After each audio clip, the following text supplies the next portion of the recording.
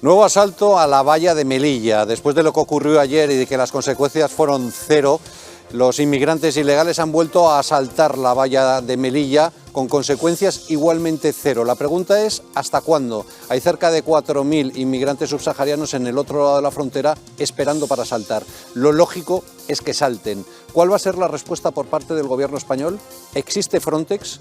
¿Cuándo llegará Frontex? ¿Los guardias civiles van a seguir abandonados a su suerte? ¿Alguien se preocupa por la frontera sur? Lo vamos a analizar con todo detalle aquí, en 7 al día. Información con criterio. Empezamos.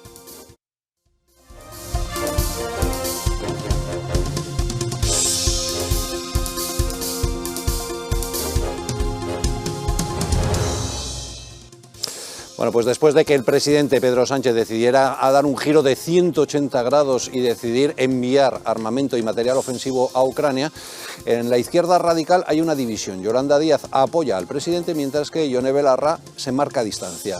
Siguiendo a Yolanda Díaz, que está con una reunión con sindicatos, UGT y comisiones, se encuentra nuestro compañero Javier Soltero. Javier.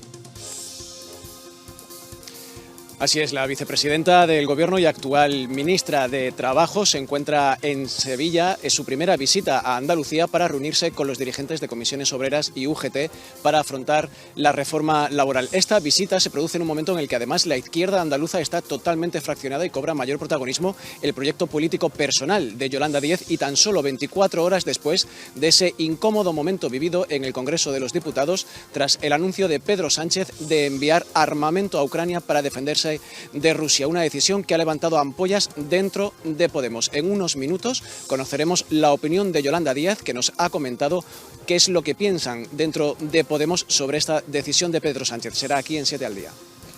Gracias, Javier. Enseguida volvemos contigo y más asuntos de actualidad política. La crisis de Ucrania ha generado un incremento sustancial en los precios agrícolas. ¿Cómo se va a solucionar? ¿Cuáles van a ser las medidas paliativas por parte del Ejecutivo? Siguiendo la rueda de prensa del ministro de Agricultura está nuestro compañero Josué Cárdenas. Pues así es, Luis, ese ha sido el tema central en este Ministerio de Agricultura, en el que Luis Planas ha negado cualquier tipo de ruptura o fractura dentro del Ejecutivo con respecto a la posición de las armas en Ucrania. También ha dicho que están preparados para una crisis de abastecimiento de alimentos en Ucrania. España va a estar apoyando en ese sentido, y en cuanto al incremento que puede producir de precios, ha pedido cautela a la población y dicen que el Gobierno está preparada para cualquier posible incremento de esos precios. Luego les damos más detalles de todo lo que ha dado de sí esa rueda de prensa. Gracias, Josué. Enseguida volvemos contigo y más cosas, porque ayer hubo reunión extraordinaria del Partido Popular en Galicia y Feijóo anuncia está preparado para presidir el Partido Popular Nacional. Aquí en la Galicia en la que le debo todo mi capital político, porque me siento preparado, porque creo que puedo, junto a un partido unido, lograr el objetivo que tenemos, y porque estoy convencido, pido vuestra autorización para presentar mi candidatura a la presidencia del partido.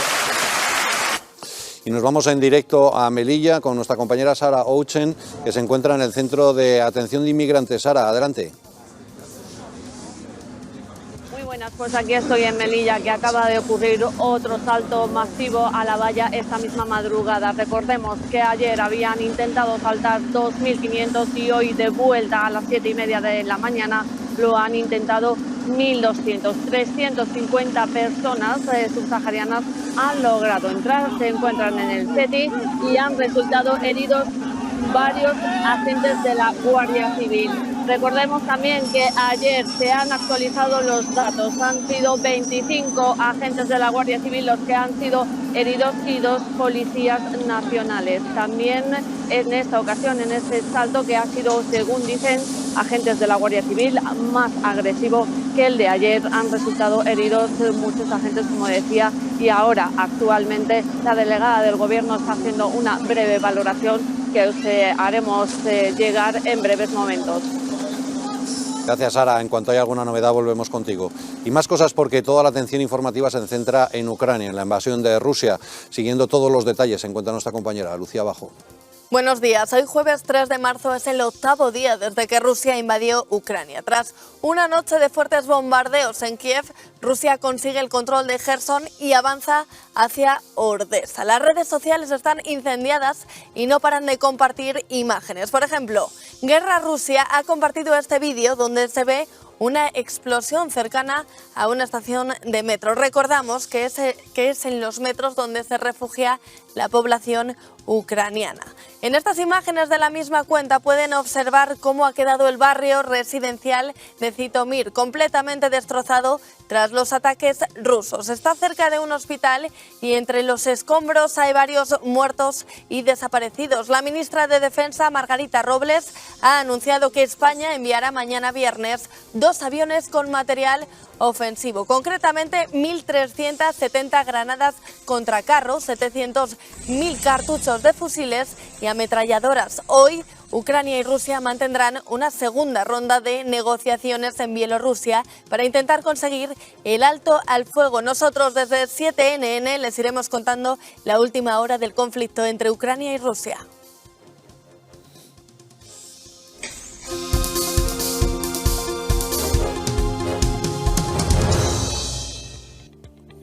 Bueno, pues vamos en directo a esa imagen de la frontera entre Ucrania y Polonia, donde se está produciendo un éxodo masivo. Están llegando miles y miles de personas. Esa es la llegada del tren en donde miles de niños están tratando de huir de la guerra. Son imágenes que les estamos ofreciendo en directo desde la misma frontera de Ucrania con Polonia, donde los niños están recién llegados. Como saben, el gobierno de Ucrania ha decidido que los hombres entre 18 y 60 años no puedan abandonar el país. Están saliendo mujeres y niños y esa es la imagen que les estamos ofreciendo en directo. Bueno, pasamos a saludarles a nuestra mesa de análisis y saludamos a Rubén Herrero, profesor de Derecho Internacional. Rubén, gracias por acompañarnos. Encantado de estar con vosotros. También está con nosotros Pedro Fernández Barbadillo. ¿Qué tal? Buenas tardes. Muy buenas.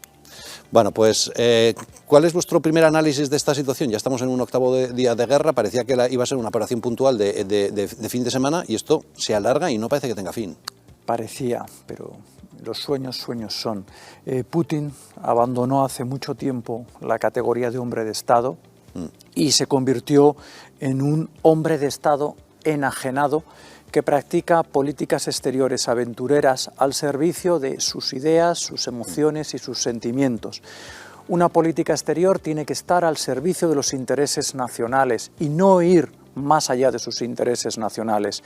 Entonces se produce la guerra de agresión, la invasión de Ucrania, con el supuesto objetivo de conseguir espacios de seguridad, un espacio vital para una supuesta seguridad amenazada de Rusia.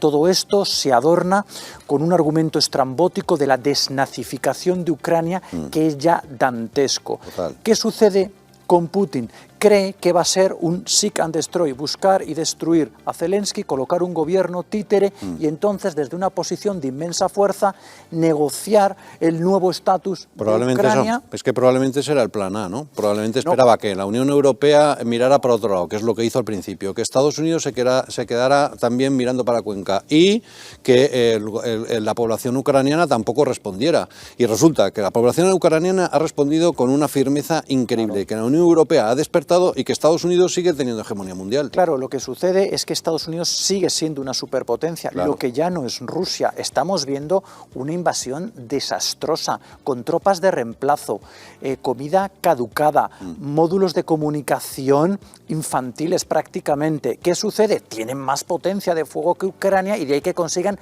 cierta posición de ventaja, una posición de ventaja que no cristaliza en los objetivos de Putin y del Kremlin. ¿Cuál va a ser el siguiente paso? Escalar con aviación. ¿Y cuál va a ser la respuesta de ese Occidente que Putin creía absolutamente descabalgado? Responder con una intervención militar contra Rusia, que se va a producir. ¿Por qué? Porque hay que plantearse una pregunta. ¿Cuándo prefieres combatir a Rusia? ¿Cuando tenga el control de Ucrania o cuando no tiene el control de Ucrania? La respuesta en ambos casos, jalonada de sufrimiento, es una: hay que combatir a Rusia antes de que tenga el control de Ucrania. Si no, la situación será mucho peor. Ya estás en situación de desventaja, desde luego. Bueno, lo que hemos vivido ha sido sanciones muy ejemplarizantes y muy duras, extraordinariamente duras. El rublo se ha devaluado de manera espectacular en relación al euro y al dólar. El tipo de interés en Rusia se ha disparado de manera espectacular y lo que hay que hacer es controlar, también atacar por el flanco económico. Nuestra vicepresidenta, Nadia Calviño, dice que también hay que controlar las criptomonedas. Vamos a escucharle. Sí, como señalaba, lo que hemos acordado es trabajar en medidas adicionales para garantizar la efectividad plena de las sanciones que ya han sido acordadas y, en concreto, tomar medidas para garantizar que no se puede escapar, digamos, de las medidas relativas a la congelación de activos y al aislamiento de la economía rusa a través de los mercados de criptoactivos. Bueno, pues Pedro, no sé qué te parece, porque yo tengo la sensación de que no se puede poner puertas al campo, los criptoactivos no son controlables. Efectivamente, no son controlables. Por eso, durante los últimos años, mucha gente ha estado trasladando dinero a criptomonedas, sean particulares en Estados Unidos o sean grandes empresas en la zona de Asia. Incluso China hablaba de crear su propia criptomoneda. De todas maneras, ¿de qué congelación de activos está hablando Nadia Calviño? Si hemos sabido que no se ha expulsado del sistema SWIFT a un par de bancos rusos porque hay que seguir pagando el gas que llega a Alemania. Es muy sorprendente. Pero se han congelado las cuentas bancarias de los rusos en Occidente, creo que es así, ¿no? Sí, eso sí, pero sigue funcionando. O sea, ¿por qué se sigue pagando el gas a Gazprom?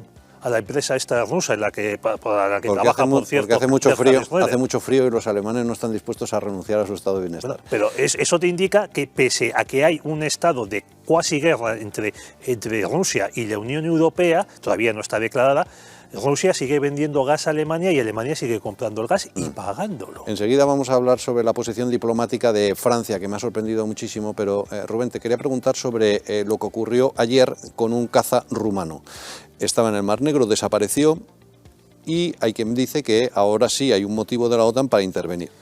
Claro, Putin ha abierto... Lo que quiero decir es que, siguiendo tu lógica, que hay que intervenir sí o sí y cuanto antes mejor, creo que es lo que pretendías decir, pues ya existe el motivo. Evidentemente, lo que ha hecho Putin es abrir ya la caja de Pandora, donde la OTAN necesita argumentos para intervenir.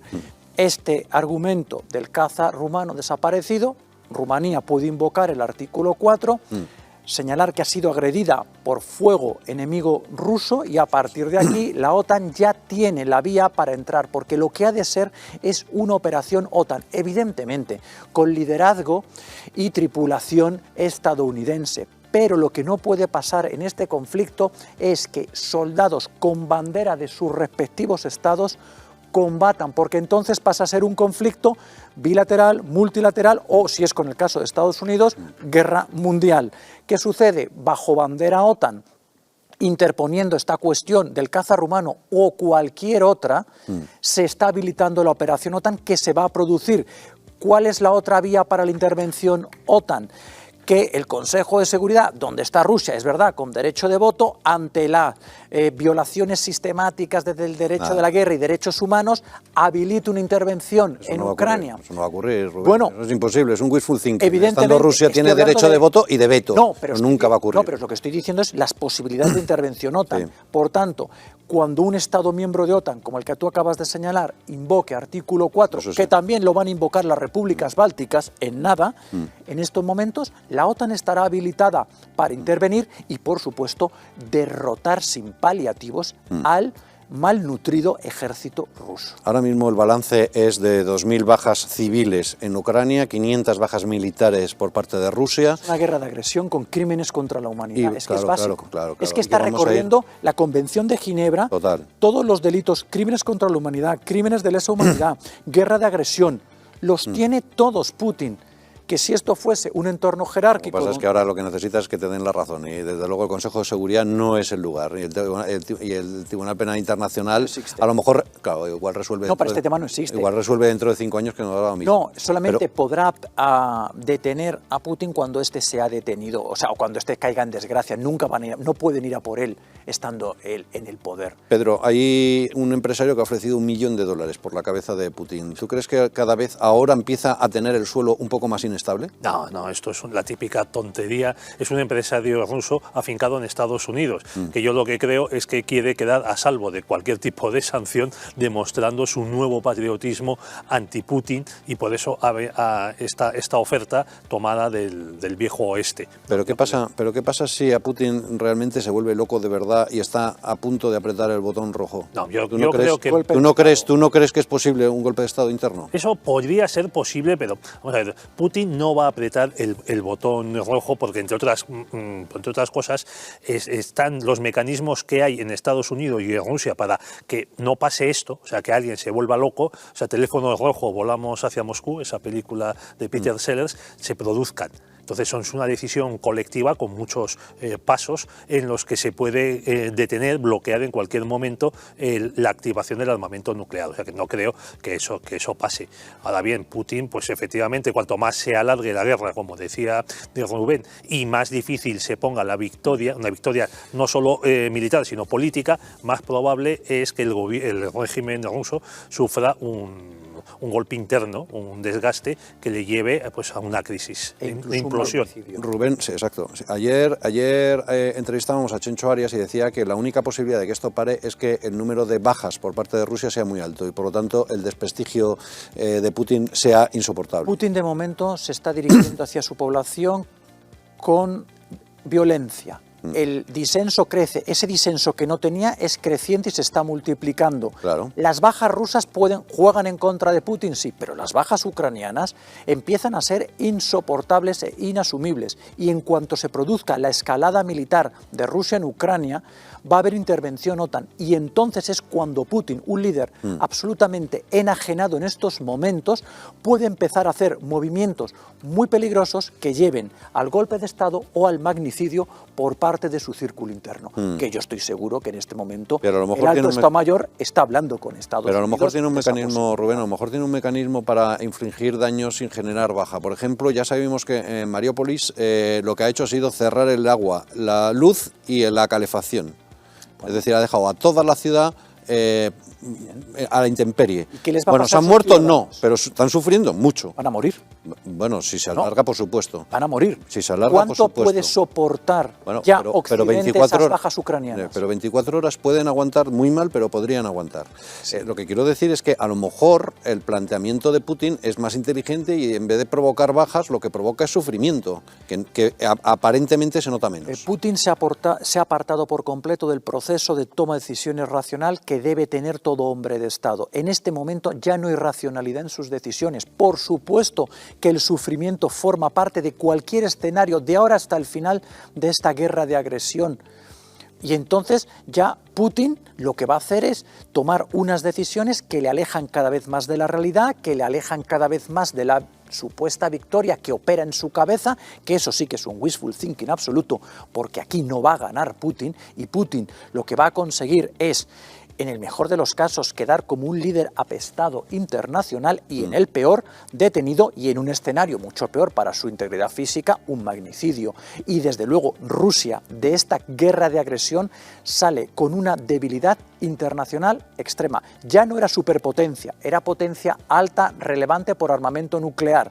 Rusia queda en un estado de potencia intermedia, aislada de Europa y de Asia. La situación de Rusia después de esta guerra de agresión es dramática. Este es el precio de las políticas exteriores aventureras que van más allá de los intereses nacionales. Este es el precio que va a pagar Rusia y tristemente los rusos por las acciones enajenadas y por las decisiones enloquecidas de Vladimir Putin. Enseguida hablamos también de la figura de China y también de Francia, que nos ha sorprendido con esa posición de perfil por parte de Macron. Pero vamos a ver primero una información sobre Ucrania, que denuncia la destrucción de un ayuntamiento. Las autoridades de Ucrania han denunciado este miércoles un ataque contra el ayuntamiento de Yarkov, en el marco de la ofensiva rusa contra la propia ciudad. En este sentido, el presidente Zelensky ha pedido a los judíos de todo el mundo que denuncien la invasión del país por parte del ejército ruso y ha subrayado que el nazismo nace entre el silencio. Aún así, las autoridades de Rusia y Ucrania han apuntado que la segunda jornada de conversaciones para intentar alcanzar un acuerdo y poner fin al conflicto podría tener lugar durante la jornada de hoy, si bien el ministro de Asuntos Exteriores ruso, Sergei Lavrov, ha advertido que de producirse una tercera guerra mundial implicaría armas nucleares y sería destructiva. Bueno, pues eso es lo que es el ambiente que se está viviendo ahora mismo en Ucrania, que es un ambiente de enorme tensión, como se pueden imaginar. La cabeza del presidente Zelensky se ha convertido en el objetivo número uno y, como les decía, nos ha sorprendido la posición del presidente francés, Emmanuel Macron, que se ha puesto de perfil y ha dicho que Francia no está en guerra con Rusia. Eso sí, ha enviado armamento. Vamos a escucharle. Pero aún así, no estamos en guerra con Rusia. Todos sabemos lo que nos une a este gran pueblo europeo, que es el pueblo ruso, que tanto sacrificó durante la Segunda Guerra Mundial para salvar a Europa del abismo. Estamos hoy junto a todos los rusos que rechacen que se libre una guerra indigna en su nombre y que tengan el espíritu de responsabilidad y el coraje para defender la paz y darla a conocer en Rusia y en otros lugares. Bueno, pues esa es la posición de Macron. No sé, Pedro, ¿qué te parece? ¿Por qué Macron se pone de perfil cuando toda la Unión Europea ha decidido ponerse manos a la obra? Vale, hace unos días Macron... Era Alemania la que se ponía de perfil porque tenía necesidad del gas, pero Francia, ¿por qué? Bueno, Macron hace unos días fue a Moscú y sufrió la humillación de que Putin le sentase en una larguísima mesa a 6 metros de distancia. Bueno, y que le dijera que no era nadie, que también se lo dijo. También está. Eso lo humilló un poco más, creo. Y entonces Macron tiene elecciones presidenciales esta primavera. Yo creo que eso es lo que explica aquí estos movimientos después de la humillación que, como tú dices, sufrió en Moscú hace unas semanas. Está recuperando además el discurso propio de Gaulle de hablar siempre de Rusia como pueblo europeo, como un gran aliado para Francia, un gran aliado al que Francia siempre ha dejado tirado por otra parte, aunque Francia siempre ha sido más pequeña que Rusia, pero nunca ha sido una alianza muy efectiva. Francia ha querido usar siempre a Rusia, primero contra Alemania y luego, como en el caso de Gaulle, contra Estados Unidos.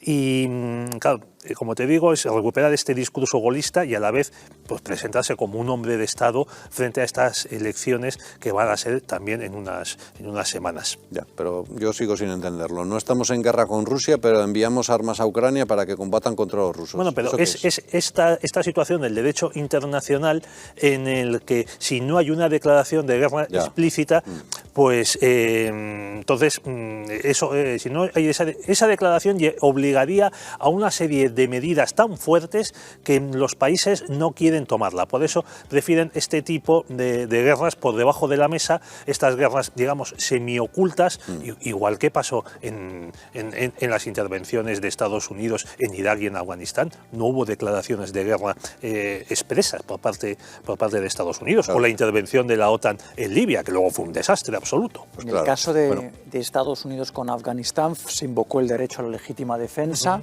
ya no se declaran guerras porque tiene un coste en imagen, lo que se acude es al tecnicismo de asistencia técnica. Lo que hizo es, por ejemplo, Estados Unidos en la guerra del Vietnam, nunca declararon la guerra a Vietnam, era asistencia técnica al gobierno. Que queda mucho más bonito. Asistencia técnica. Lo que está pasando ahora es una asistencia técnica. Daños colaterales. Claro, me encantan los eufemismos. Porque, como dice Pedro, declarar la guerra tiene unos efectos muy importantes y, sobre todo, un coste en imagen muy elevado. Rubén, cuéntanos sobre el tema de China, porque yo tengo la sensación de que Rusia se lanza a esta piscina pensando que hay agua. Es decir, que China le va a apoyar de alguna manera. Y también tengo la sensación de que China se ha colocado de perfil y ha dicho, bueno, a ver qué pasa. Evidentemente, como dices, bueno, la cuestión con China es que ellos tienen, Rusia y República Popular de China, un ingente tratado energético que, por cierto, ahora China está pagando al 40% menos por la devaluación del rublo. O sea, por que tanto, a corto plazo ya gana. De momento, los chinos siempre ganan, están encantados de haber conocido a los rusos. Recordamos la tradicional enemistad que tienen entre ambos pueblos, que ahora mismo solo mantienen una relación comercial muy intensa. Pero esta es la ocasión de China de finalmente sacar del tablero asiático a Rusia para ellos ampliar su esfera de hegemonía asiática, también sacarlo del tablero europeo, más que dejarlo como una incómoda molestia que siempre esté creando estrés en la Unión Europea, y por supuesto ellos están tomando buena nota pensando en Taiwán. Quieren ver la reacción de las grandes potencias, de los grandes poderes fácticos de la sociedad internacional, para ver cómo reaccionan ante esta cuestión. Que hay debilidad en Occidente y Estados Unidos está dormido, pues oye, yo me quedo con Taiwán. Bien, y ahí sí que es muy importante, porque esa es el otro gran riesgo de política exterior aventurera, sería si China va a por Taiwán. Pero aquí tengo que decir que la respuesta de Estados Unidos sería inmediata. Ahí sí. Bueno, nos vamos a ir a una brevísima pausa publicitaria. A la vuelta les vamos a contar el asalto, el segundo asalto consecutivo a la valla de Melilla. Hemos tenido oportunidad de hablar con guardias civiles que nos han contado muchos detalles apasionantes. Lo vemos enseguida.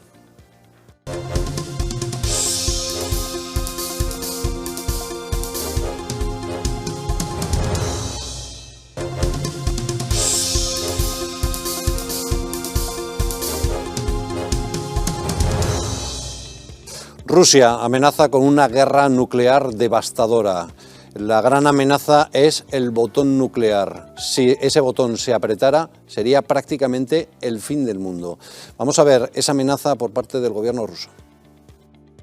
El peligro que el régimen de Zelensky representa para los países vecinos y la seguridad internacional aumenta significativamente desde que las autoridades que se establecen en Kiev comienzan a jugar juegos peligrosos relacionados con la adquisición de sus propias armas nucleares. Es hora de llevarse las armas nucleares americanas a casa. Defenderemos la idea de que no puede haber vencedores en una guerra nuclear. Solamente devastación. ¿Y cuál es la respuesta por parte de Estados Unidos? Esta. El fin de semana pasado, como vieron, el presidente Putin ordenó una alerta especial de las fuerzas nucleares rusas. En este momento de tensiones intensificadas, Estados Unidos y otros miembros de la comunidad internacional vieron esto como un paso peligroso e irresponsable y, como he dicho antes, un paso innecesario. Tanto Estados Unidos como Rusia estuvieron de acuerdo durante mucho tiempo en que el empleo nuclear podría tener consecuencias devastadoras. Bueno, pues ayer en Naciones Unidas hubo votación sobre la invasión de Rusia a Ucrania. Fue condenado por su inmensa mayoría de los países, prácticamente creo que fueron 141 países y solamente como 5 o 7 países votaron en contra. Vamos a ver ese momento. No, vale. Bueno, pues el consenso internacional parece bastante amplio, ¿no? Aunque, curiosamente, todavía hay países hay muchos países que se pusieron de perfil porque se abstuvieron y hay otros países que votaron en contra. Vamos a ver, el consenso a favor de Rusia es mínimo. Rusia ha perdido todo el relato. Es decir, cuando hemos escuchado al ministro de Asuntos Exteriores, ya nadie le cree nada de lo que dice. Y esto es muy importante en relaciones internacionales. Antes hablaba Putin o hablaba Lavrov y escuchabas qué va a decir por si pudiera tener visos de razón o tienen razón. Han perdido el relato, han perdido por completo el relato en Rusia. Y esto ya se va traduciendo en que cada vez tienen menos apoyos, con la excepción de narcodictaduras comunistas del mundo y países cuasi anecdóticos. Luego es verdad. 5 países en contra y 35 abstenciones. 35 abstenciones son Sigue muchas, habiendo ¿no? abstenciones. Habrá que ver de esas 35 cuántas del tercer mundo y en países en vías de desarrollo. Es decir, no cuenta con ningún país del primer mundo respaldándole abiertamente, ni un solo país del primer mundo. Bueno, tiene a China, tiene a Brasil. China no la apoya. ¿China no la apoya? Yo creo que sí. Tiene a No Brasil, no confundamos una abstención con un apoyo. Tiene a Brasil, y luego tiene Venezuela, tiene México. Venezuela es un país subdesarrollado. Vale. Venezuela es un país subdesarrollado. Bueno, tiene a Nicaragua Brasil. es un país subdesarrollado. Tiene a Brasil, que es una potencia, creo, ¿no? Vale, no. Brasil es un país importante, pero vamos a ver, puede haber una abstención simplemente hasta el momento que ya la OTAN, los Estados Unidos, decidan tomar una acción que se va a tomar, vuelvo a repetir, Luis, que se va a tomar, ya nadie podrá quedar de lado. Que la pregunta es ¿cuándo? ¿Cuándo? Cuando ya la posibilidad de que Putin se haga con Ucrania o comience esa escalada bélica desmedida, entonces es el momento. Porque vuelve la pregunta clave, ¿cuándo prefieres enfrentarte a Rusia? Porque a Rusia hay que enfrentarse, cuando tenga el control de Ucrania o cuando no tiene el control de Ucrania. El pretexto, el avión rumano. Otro pretexto, el inmenso sufrimiento, que no es un pretexto, que es una realidad, del pueblo ucraniano, y cuando la escalada rusa produzca unas imágenes terroríficas de conflicto. Bueno, ahora estamos viendo imágenes tremendas de los refugiados, porque son, Pedro, creo que son la cifra, ya llevamos 375.000 refugiados. No sé si podemos ver esas imágenes de los refugiados llegando en tren en directo ahora mismo, pero realmente son impresionantes. Y se calcula que va a haber como 1 millón de personas refugiadas. 1 millón que sobre todo se va a sentar en los países limítrofes con Ucrania, desde Rumanía hasta Lituania, bueno, que ya no es limítrofe, pero está en la zona del conflicto, es limítrofe con Rusia, igual que Polonia. Ahora, gracias a que ha entrado Bielorrusia en este conflicto, lo que se llama la franja de Suwałki, que une Polonia con Lituania, y son 70 y tantos kilómetros de ancho, pero que está flanqueada por Bielorrusia y por el Oblast de Kaliningrado, también se convierte en un punto caliente. Esperemos que ante esta oleada de estos sí son de verdad de refugiados, claro. No lo que llegó a través de los Balcanes a Alemania y que salió la inconsciente de Angela Merkel diciendo que bienvenidos todos y que ni tampoco lo de la valla de Melilla, que lo que es inmigración económica, pero no tiene nada que ver. Es que además estamos viendo que a Polonia llegan mujeres y niños. Claro. Lo que pasa en nuestra frontera sur, Melilla, que solo llegan hombres, que no tiene nada que ver. Son hombres de 20 y tantos años, claro, que además emplean la violencia para penetrar en nuestras fronteras, porque saben que aquí les espera pues una manta, un bocadillo y en algunos casos, por desgracia, hasta un subsidio. Sí, porque se declaran asilados. Bueno, vamos a ir a una última hora que nos ofrece nuestra compañera Lucía Bajo. Lucía. Sí, Luis, cerca de 900.000 ucranianos han cruzado las fronteras buscando huir del ataque ruso. La mayoría de ellas mujeres y niños. Cada vez son más las mujeres que han decidido luchar en el frente. Regresan para estar al lado de los hombres y están aprendiendo a utilizar armas. Y estas imágenes las han compartido en redes sociales muchas de ellas. En concreto, Kira es diputada del Partido Liberal Ucraniano y está aprendiendo a usar un Kalashnikov y preparándose para luchar en el frente. También la Miss Ucraniana 2015, Anastasia Lena, no para de subir publicaciones para animar a otras mujeres a unirse a la causa. Las mujeres han cobrado participación en este conflicto y quieren ayudar a su país luchando. Gracias, Lucía. Bueno, pues en el ejército ucraniano son un 17% de mujeres y lo más llamativo es que hay algunas mujeres que salieron del país que están regresando para combatir y también muchos hombres que están regresando para combatir. Yo creo que eso habla muy bien de la moral de victoria, del convencimiento, de la firmeza del pueblo ucraniano. Es que o combaten ahora o no habrá Ucrania por la que combatir. Si Rusia se retira, seguirá habiendo Rusia. Si Ucrania se retira, no habrá Ucrania. Esta es la situación actualmente, es un todo o nada. La supervivencia cultural, física y la integridad de Ucrania están en juego. O combates o no habrá Ucrania por la que combatir. Lo que habrá es una siniestra presencia rusa en el este con un siguiente objetivo, Moldavia. Es muy curioso el contraste que estamos viendo entre ucranianos establecidos en Europa Occidental que vuelven a su país y que pueden jugarse la vida, pueden morir o ser capturados, y en cambio los rusos que están en Occidente de lo que se preocupan es de conservar sus fortunas. Te muestra el distinto temple de cada pueblo. Y a mí una de las cosas que más me molestan de este conflicto, aparte de las bajas humanas que está habiendo, es que permite a cierta oligarquía europeísta, ciertos eurócratas, presentarse ahora como defensores de la libertad.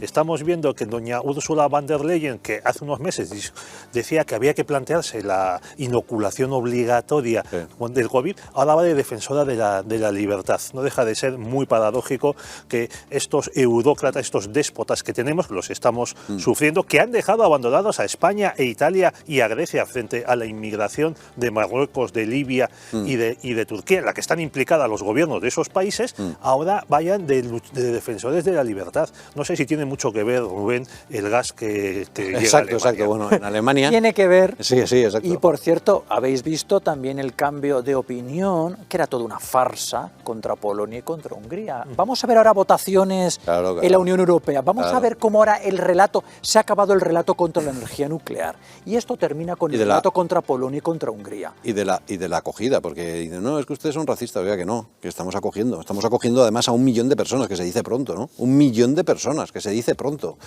Lo que pasa es que esos son refugiados de verdad, claro. Y lo que tenemos es, obviamente, derecho a proteger nuestras fronteras. Bueno, vamos a ver unas imágenes de manifestaciones en Alemania, que como saben, Alemania ha tenido una posición un poco distante.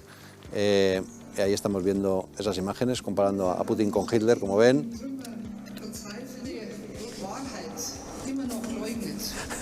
Pues hay una movilización mundial, como ven, en contra de la guerra y bueno, en contra de Putin, por supuesto, y de la invasión. Lo que ha sorprendido a nivel doméstico ha sido la posición de España, porque Sánchez en un primer lugar momento se hizo el pacifista, después mandó a su portavoz para que corrigiera, después se corrigió él mismo en el Congreso y dijo que sí, que iba a enviar armas y además material ofensivo. Pues claro, en un primer momento se iban a enviar cascos, la pregunta es quién le retorce el brazo. Cascos, tiritas y betadine iba a enviar este gobierno desquiciado.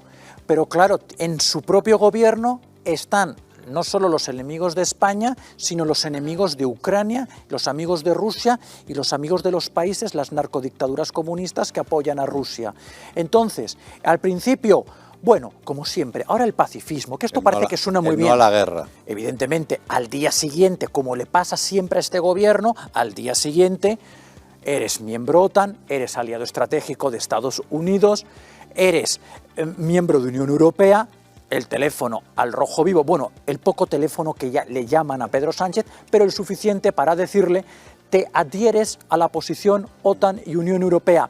Cuelgo que tengo que llamar a gente más importante. Claro. Adiós, Pedro Sánchez, que por cierto, nuestro presidente, fijaros con nuestra posición geopolítica y estratégica, no está en ninguna de las rondas de llamadas del presidente de Estados Unidos, pues claro, ni de mando OTAN. Porque se ha convertido en un presidente no confiable con estos giros de 180 grados que son realmente indignantes. Lo mismo le pasó a Zapatero en la gran crisis financiera. Igual. Él solo tomó medidas cuando le llamó Barack Obama. El zapatazo no, fue en Bruselas. Cuando viaja a Bruselas y entonces le retuercen el brazo, le agarran del cuello físicamente y vuelve, y fue cuando meten el recorte del 5%. Eso, el zapatazo se produce porque alguien le retuerce el brazo, y aquí creo que ha ocurrido exactamente lo mismo. Oiga, usted es miembro de la OTAN y usted no tiene que pensar nada, usted lo único que tiene que hacer es obedecer y punto. Totalmente.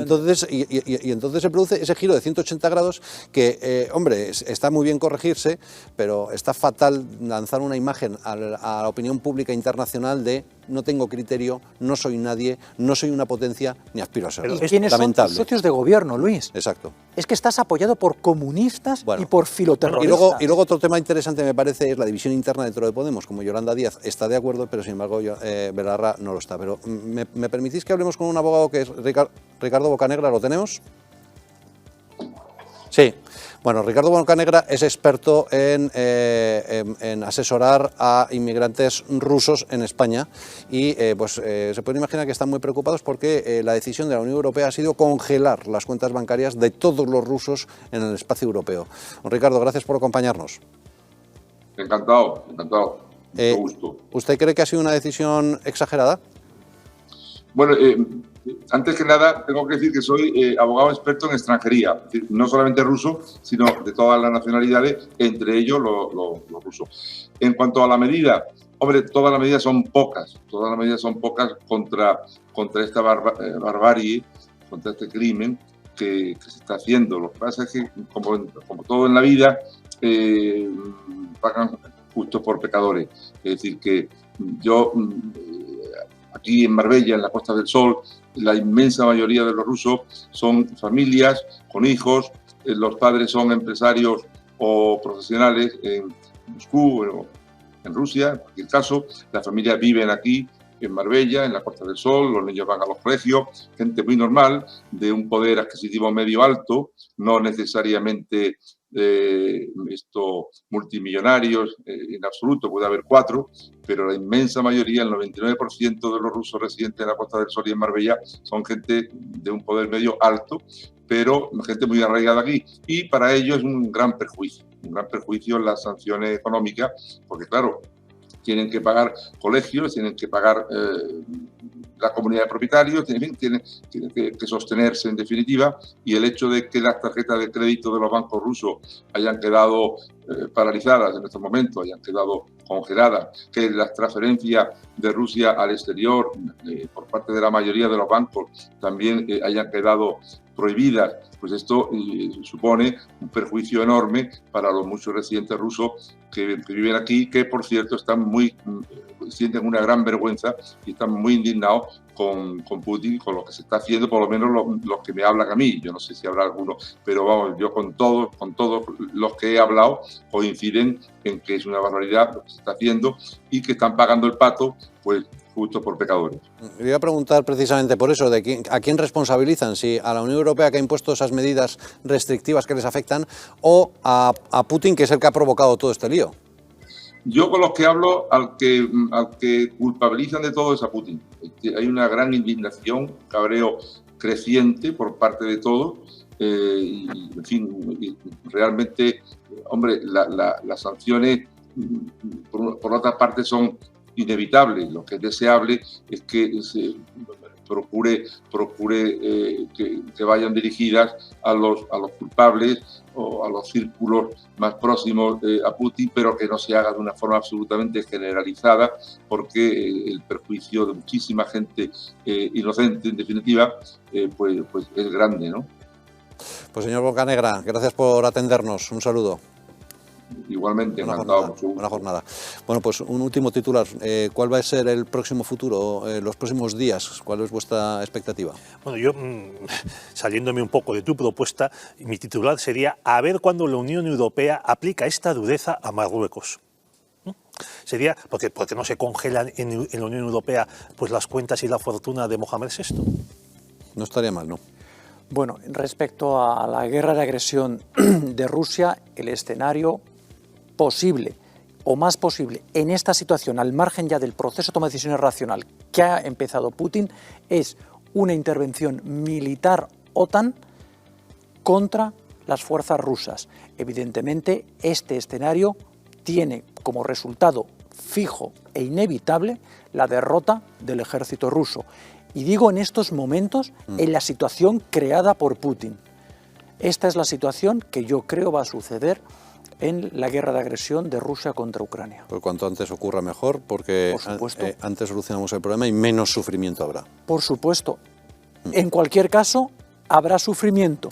Si se da este escenario, habrá sufrimiento. Si se da un escenario, como tú dices, habrá más. Dilatado en el tiempo, habrá mucho sufrimiento y la confrontación militar es inevitable, porque lo que no se puede permitir es que Rusia adquiera el territorio ucraniano. Bajo ningún concepto Rusia puede quedar en territorio ucraniano. Se tiene que retirar por completo, incluido de esas ficticias repúblicas que se inventa para desestabilizar países extranjeros. Está clarísimo. Bueno, pues muchísimas gracias a los dos, Pedro, Rubén, y vamos a seguir muy pendientes de lo que ocurra. Gracias. Un placer, Luis.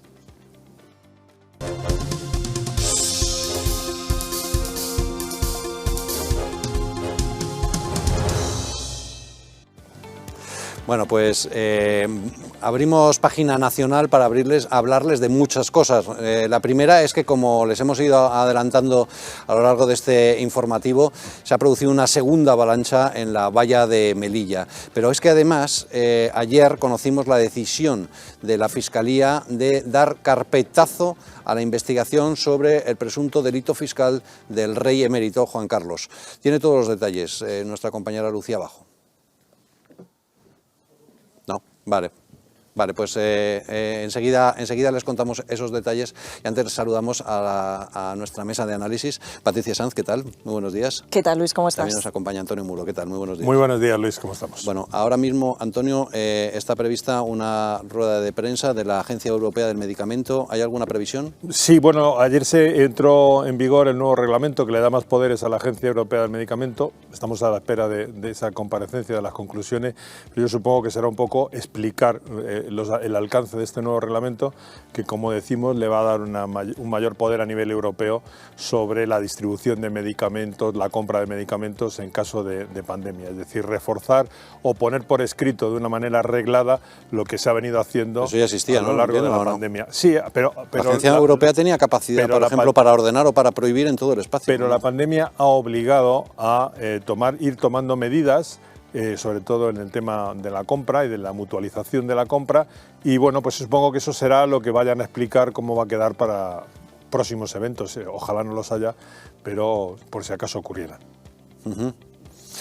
Patricia, si me permite ya simplemente por acabar con el tema COVID, una buena noticia es que hemos bajado ya del 10% de las camas UCI a nivel nacional. Y ya hemos bajado también del 2 en el tema de habitantes de casos por 100.000 habitantes, casos COVID. La mala noticia, desgraciadamente, es que ya hemos sobrepasado en el último informe los 100.000 fallecidos en 100.037. Pero, como vemos, las noticias de UCI y hospitalización son inmejorables en este momento. En realidad esos números ya los teníamos antes de que estallara toda esta crisis, pero en el fondo ha sido Putin quien nos ha apartado informativamente del COVID. Sabes que dijimos desde hace mucho tiempo que en el momento en que se dejara de hablar de fallecidos, la gente volvería a ir respirando, porque de hecho los fallecidos siguen siendo el mismo grupo de gente mayor y grupo de gente con muchas enfermedades. En el resto de los grupos la situación desde el comienzo de la pandemia ha sido la misma, poco riesgo. Patricia, ayer conocíamos la noticia bomba del archivo del expediente de la causa del emérito. ¿Te sorprendió? Bueno, pues la verdad es que no me sorprendió en absoluto. El rey don Juan Carlos I ostenta por un lado, ¿no? O al menos mientras ejerció como monarca, esa inviolabilidad, ¿no? Por supuesto, que así reza la Constitución española. Por otro lado, fueron, en fin, pues un par, ¿no? En las ocasiones en que él mismo regularizó su situación fiscal, y por otro lado existe esta medida, ¿no? De la prescripción en el ámbito de la Fiscalía española, con lo cual, dado que acontecieron todas estas circunstancias, no ha sido posible que salga adelante ninguna de las diligencias que se había abierto contra el rey emérito, y por tanto, bueno, pues... Si eran tan obvias, igual la podían haber pensado antes, ¿eh? ¿No? Lo podían haber pensado antes, pero claro, sabiendo... Tarda un poco en ver que 2 más 2 son 4, ¿o no? Fíjate, viendo quién hay, ¿no? Por dentro. La mosca de la tele. Tengo una mosca. Siempre está aquí, yo no sé qué hace. La mosca de la tele. Esta es histórica, no será la misma. No sé si es la misma, pero es muy extraordinariamente molesta. Bueno, les decía antes que Lucía Bajo tiene todos los detalles de esta decisión histórica de la Fiscalía de archivar el asunto del rey emérito Juan Carlos I. Lucía, adelante. Sí, la Fiscalía del Supremo ha dado carpetazo a la investigación del rey emérito, ya que el Ministerio Público ha considerado que no hay indicios de criminalidad contra el monarca como para presentar una querella ante la Sala de lo Penal del Alto Tribunal. En los decretos están señalados que los hechos que fueron investigados son unas posibles comisiones del AVE a la Meca, los regalos recibidos por el multimillonario mexicano y la supuesta fortuna oculta en la isla de Jersey. Pero ¿por qué lo han decidido archivar? Principalmente por 3 motivos. El primero, porque han considerado que no tiene relevancia penal, puede ser una falta administrativa pero no penal. En segundo lugar, porque los problemas fiscales son previos a su abdicación y el rey es inviolable, es decir, no se le podía juzgar. Y en tercer lugar, porque han pasado más de 5 años y por tanto, Luis ha prescrito ya. Bueno, pues está claro, esas son las causas del archivo y por lo tanto aquí paz y después gloria. Bueno, y ahora esperaremos a ver qué es lo que dice, ¿no? Su Majestad el Rey Juan Carlos I la próxima semana, que como anunció su abogado ayer mismo por la tarde cuando se conoció la noticia, realizarán una valoración y dentro de ello quizás sepamos también si se fija esa fecha para su regreso a España. Yo creo que va a ser casi inminente porque resulta que su hija ha alquilado un nuevo piso que tiene rampa para minusválidos. Sí, en la calle Almagro de Madrid. Sí, exacto. O sea que yo creo que va a ser bastante pronto. A mí me gustaría indicar que a pesar de que se quiera gestar una historia, siempre la prensa de izquierdas, en torno a lo si pudo ser, si fue, o quizá habría que ir más lejos, el escrito de la Fiscalía es bien claro, es decir, argumentos aparte. El escrito de la Fiscalía en el caso del AVE dice que no existen ni siquiera indicios, y en el caso de la isla de Jersey dice parece que en ningún momento tuvo la condición de beneficiario. Es decir, yo creo que en lo que es el texto, no los comentarios, en lo que es el texto, sí queda a salvo esta honorabilidad. En cuanto a, en estos casos, otra cosa es el tema de la regularización fiscal. Yo no lo comparto, y de lo que quiera poner. Yo no lo comparto, Antonio, porque es verdad que en lo de la Meca dice que hay una conjetura sin mayor sustento, es decir, no hay materia, pero también dice que sí, que hubo delito fiscal, pero que ha prescrito. Pues entonces, ¿eso qué significa? Que jurídicamente no puedo actuar, pero que moralmente es reprochable. Fíjate, y que jurídicamente no puedo actuar porque el rey es inviolable, pero moralmente Pero esos es son los criticable. comentarios a los que se quieren agarrar para seguir deteriorando la institución. Estoy diciendo Mira, que, el párrafo, que una cosa es jurídicamente y otra cosa es moralmente. Claro, pero es que la moralidad aquí cada uno la interpreta. Mira, el texto dice: la investigación no ha podido establecer siquiera de modo indiciario vinculación alguna entre el ingreso, la cantidad ya sabemos, 64 millones y pico, y la adjudicación del proyecto de construcción de la línea de ferrocarril, y por tanto dicha cantidad no guarda ninguna relación con el pago de comisión alguna. Sí. Ahora ya podemos entrar efectivamente, como tú dices, en comportamientos si son más bien éticos o morales. Bueno, pero eso es otra historia. Es decir, lo que deja bien claro, negro sobre blanco, el texto de la Fiscalía, no sus comentarios ad hoc, es que es imposible, que ni siquiera a nivel indiciario se le puede relacionar. Desde el punto de vista jurídico no hay tema y por lo tanto el rey probablemente va a volver más pronto que tarde y que se va a poner fin a una anomalía, y es que el que fue jefe de Estado viva fuera de su Estado. Esto es una anomalía absolutamente inaceptable. Bueno, vamos a ir a una brevísima pausa y a la vuelta les vamos a contar todos los detalles porque hemos estado en todos los puntos calientes de ese segundo asalto a la valla de Melilla. Será un minutito.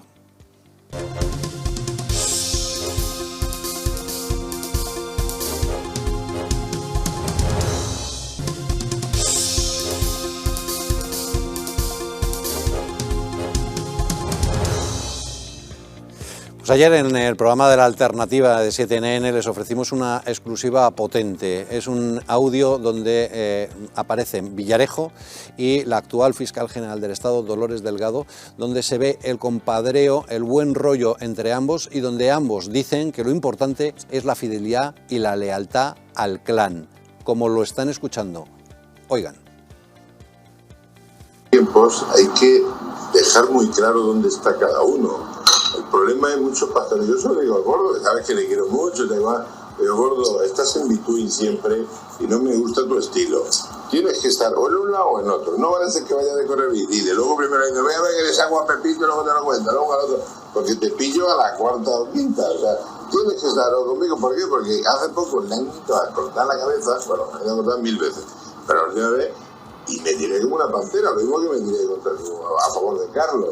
Entonces, claro, delante de él, el secretario de Estado, le dije, este tío con lo que ha hecho y tal igual, porque unas cuentas que dicen que son falsas, no sé qué, yo me voy a cagar en la madre que os parió y tal. Entonces, debido a la bronca que le metí, y digo, te das cuenta, Gordo, digo, así es como hay que ir por la vida, hay que tener la idea muy clara y saber cuál es tu concepto de clan.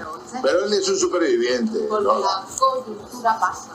Claro, el clan, la lealtad, tú sabes con quién puedes contar y con quién no, y eso es la esencia de la vida, así que la gente no se da cuenta que esos son los códigos más elementales de la vida. Bueno, que me alegro, pues yo me habían dicho que estaba hecho un desastre, está guapísima, nada más que con el pequeño toque de tal. Lo dicho, bueno, que se tiene, siempre, nunca has necesitado nada, pero bueno, tú ya sabes que mi trabajo es un poco underground, pero no por ello deja de ser eficaz. No por ello deja de ser eficaz, humildemente, deja de ser eficaz.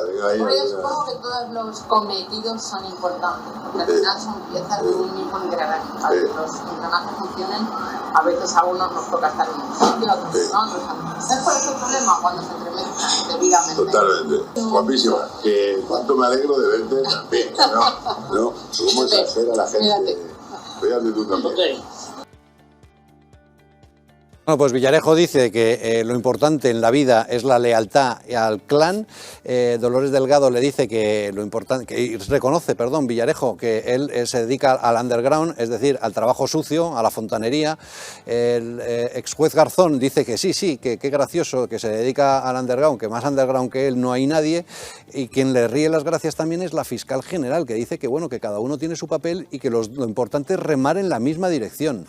Miguel Ángel Pérez es el autor de esta exclusiva. Miguel Ángel, gracias por acompañarnos. Un placer, Luis. Menudo bombazo. ¿Tú crees que a partir de ahora mismo, o bueno, de ayer que lanzaste esa exclusiva, la fiscal general puede seguir en su puesto un segundo más? Pues yo creo que Luis, después de esta exclusiva que revelamos ayer en Libertad Digital, Dolores Delgado tendría que dimitir hoy mismo, como no lo esperamos, siendo francos, por lo menos dar explicaciones, ¿no? Porque es de una gravedad. Ya no estamos hablando dimes y diretes de otras grabaciones de Villarejo, es que en esta grabación estamos escuchando directamente a la actual fiscal general del Estado, Dolores Delgado, diciendo a Villarejo que todos forman parte de piezas de un mismo engranaje importantes, que todos tienen su cometido y que unos estamos en un sitio y otros en otro. Es decir, es una afirmación de la fiscal general del Estado indecente, ¿no? Porque estamos hablando de las cloacas policiales, judiciales y fiscales en una reunión informal del año 2015 y desde luego cuanto menos tendrían que dar una explicación y Dolores Delgado aclarar de qué engranaje está hablando del que forma parte con el comisario Villarejo. Por supuesto, hemos preguntado a la Fiscalía si tenía algo que decir y concretamente pues, que se preguntara a la fiscal general del Estado si podía aclarar, ¿no?, de qué engranaje está hablando y hemos obtenido la callada por respuesta. ¿Ha habido alguna reacción por parte de las asociaciones de fiscales ante una situación tan insólita como encontrarse a su jefa a los pies de los caballos, reconociendo que sí, que forma parte del engranaje con los fontaneros, con lo más sucio de la actividad del Estado? Pues hasta el momento todavía no lo ha habido, pero me consta que la va a haber a lo largo del día, porque obviamente la Asociación de Fiscales AF o la PIF llevan desde que Dolores Delgado fue nombrada fiscal general del Estado denunciando la anomalía que suponía pues que una ministra de Justicia del PSOE pasara directamente a ser fiscal general del Estado. Pero es que a esta anomalía ya estamos hablando de su conchabeo, de su complicidad, de su estrecha relación con nada más y nada menos que con el comisario José Villarejo. Ya simplemente por imagen, por salvaguardar el prestigio de la institución de la Fiscalía, Dolores Delgado tendría que dar un paso atrás y, por supuesto, dejar el cargo de inmediato. Como decimos, llueve sobre mojado, este es un escándalo más que afecta a la fiscal general del Estado. Por supuesto, no va a ser el último, de ello estoy convencido, porque nosotros lo que revelamos en Libertad Digital es el cuarto encuentro entre Delgado y Villarejo, porque hasta el momento Delgado solo había reconocido 3. Este es el cuarto que ella no había reconocido y por supuesto me consta que hay más y que obviamente pues si está Villarejo de por medio están grabados, ¿no? Con lo cual yo creo que va a ser cuestión de tiempo y si Dolores Delgado y Baltasar Garzón aún no han caído es porque simple y llanamente el comisario Villarejo les está protegiendo. El día que Villarejo, por lo que sea, considere que ya no les va a proteger, yo creo que caerán porque obviamente se conocerán más conversaciones y por supuesto pueden ser mucho más peliagudas para ambos. Lo que llama la atención, Miguel Ángel, no solamente el buen rollo, si me permites la expresión, entre Dolores Delgado y el comisario Villarejo, sino que el comisario Villarejo reconozca que sí, que se dedica a las alcantarillas y que la otra diga que forma parte del engranaje de ese ejercicio de lealtad con el clan. Esto es alucinante. Desde luego, Luis, y además es que hay que recordar que la fecha es muy importante porque es que este encuentro tiene lugar en el 2015. Al año siguiente es cuando comienza a estallar la famosa trama de la frustrada extradición a Guatemala del empresario Pérez Maura, que recordamos se está investigando en la misma macrocausa Villarejo y que salpicó en su día periodísticamente a Delgado y a Garzón.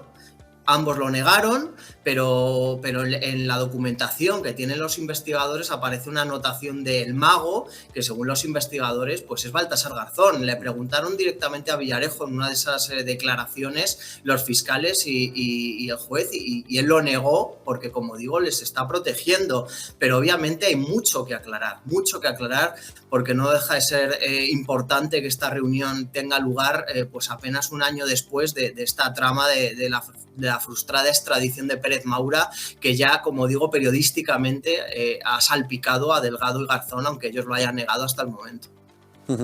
Miguel Ángel, gracias y enhorabuena por esa exclusiva. Un placer, Luis. Saludo.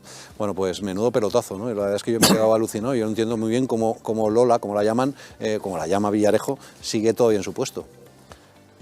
Antonio. Yo creo que evidentemente está tardando, porque además la Asociación de Fiscales ya en varias ocasiones ha recriminado su forma, su comportamiento con los nombramientos absolutamente sectario. Eso lo ha calificado la Asociación de Fiscales, nombrando siempre a los de su sindicato, que no es la mayoría son la Asociación de Fiscales, estando en todos los charcos, el caso Estampa, el caso de Maura, es decir, está en casi todas las partes donde se pueda desprestigiar mínimamente a la Fiscalía. Claro. Allí está Dolores Delgado, y evidentemente su relación con Baltasar Garzón, pues es evidente que ya acaba de cerrar ese círculo de oprobio para la propia Fiscalía. Recordemos que está pendiente de aclarar el famoso contrato en donde el bufete de Baltasar Garzón cobraba cerca de 8 millones y 1,8 de esos millones eran simplemente para, digamos, facilitar las relaciones con la Fiscalía, que precisamente está dirigiendo la Dolores Delgado. Un poco feo, desde luego, era.